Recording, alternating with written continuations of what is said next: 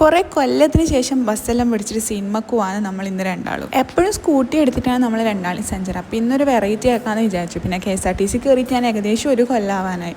ഈ KSRTC bus പോകുന്ന സുഖം മറ്റൊരു വണ്ടിക്കും കിട്ടൂല. പക്ഷേ ഈ കാര്യത്തിന് ഒരു മാറ്റമില്ല. മുമ്പിലത്തെ KSRTC എങ്ങനെങ്കിലും ഈ KSRTC ഡ്രൈവർക്ക് പിടിക്കണം. ഞാനതല്ല വിചാരിക്കുന്നത്. രണ്ടും KSRTC അല്ലേ, രണ്ടാൾക്കും ഒരേ ഗവൺമെൻറ് അല്ലേ ശമ്പളം കൊടുക്കുന്നത്, പിന്നെ എന്തിനാ ഇത്ര തിരക്കുന്നത്? അങ്ങനെ നമ്മൾ ബസ് ഇറങ്ങി നേരെ തിയേറ്ററിലേക്ക് നടന്നു. കുറച്ച് ദൂരെ അല്ലൂട്ടാ നടക്കാൻ. അങ്ങനെ ടിക്കറ്റെല്ലാം എടുത്ത് 2 ഐസ്ക്രീം എല്ലാം വാങ്ങി. സിനിമ തുടങ്ങാൻ ഇനിയും ½ an hour ബാക്കിയുണ്ട്. സിനിമ എന്നല്ലാണ്ട് ഏത് സിനിമ കാണുന്നതെന്ന് പറഞ്ഞില്ലല്ലോ. അപ്പോൾ നമ്മളിന്ന് വന്നത് ഓഫീസർ ഓൺ ഡ്യൂട്ടി കാണാനാണ്. ഏതെങ്കിലും ചുള്ളൻ ചെക്കൻ അടുത്ത് വന്നിരിക്കണേന്നില്ല ഇവളെ ഒടുക്കത്തെ പ്രാർത്ഥന കണ്ടേരേ ഞാൻ വിചാരിച്ചു. അടുത്ത് വന്നിരുന്ന ഒരു കപ്പിളായിരുന്നു, അതും ഒരു ആൻറ്റി അങ്കിളും. അങ്ങനെ ഫ്യൂച്ചറിനെ പറ്റിയിട്ടുള്ള ഹോപ്പ് വീണ്ടും തള്ളി തായിട്ടുണ്ട്. നമ്മൾ സിനിമ കാണാൻ തുടങ്ങി.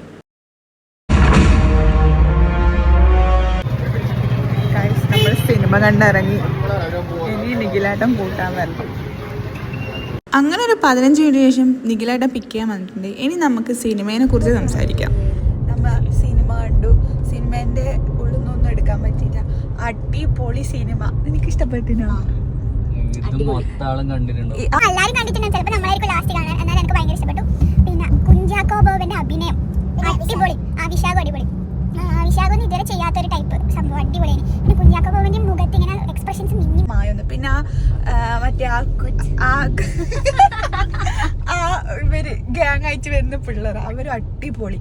പിന്നെ നല്ല സിനിമ, ഡയറക്ഷൻ അടിപൊളി. സിനിമേന്റെ ടൈറ്റിൽ എടുക്കാൻ പറ്റിയിട്ടില്ല. നമ്മൾ പ്രതീക്ഷിക്കാണ്ട് പെട്ടെന്ന് പോകും. നമുക്ക് അതൊന്നും എടുക്കാൻ പറ്റില്ല. നമുക്ക് ഫുഡിലേക്ക് പോകാം.